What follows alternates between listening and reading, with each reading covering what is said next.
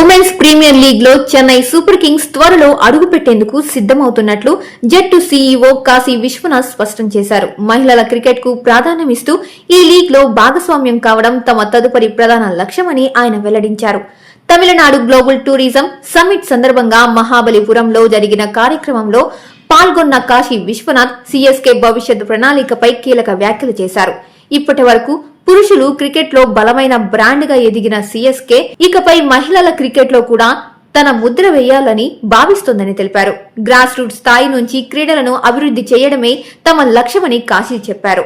అందులో భాగంగానే women's premier league లో జట్టు ఏర్పాటు చేయాలని నిర్ణయించుకున్నామని వెల్లడించారు. ఇదే కార్యక్రమంలో మహేంద్ర సింగ్ ధోనీపై కూడా కాశీ విశ్వనాథ్ కీలక వ్యాఖ్యలు చేశారు. 2008 నుంచి సీఎస్కే కు ధోనీ ప్రధాన బలంగా మారాడని, అతడి నాయకత్వం జట్టును విజయాల బాట పట్టించిందని అన్నారు. మైదానంలో తీసుకునే నిర్ణయాలన్నిటిలోనూ ధోనీకి పూర్తి స్వేచ్ఛ ఇచ్చామని తెలిపారు. అశ్విన్, రుతురాజ్ గైక్వాడ్, శివం దూబే వంటి ఆటగాళ్ల ఎదుగుదలలో ధోనీ పాత్ర కీలకమని గుర్తు చేశారు. యువ ఆటగాళ్లను తీర్చిదిద్దడంలో అతడి అనుభవం ఎంతో ఉపయోగపడుతోందని పేర్కొన్నారు.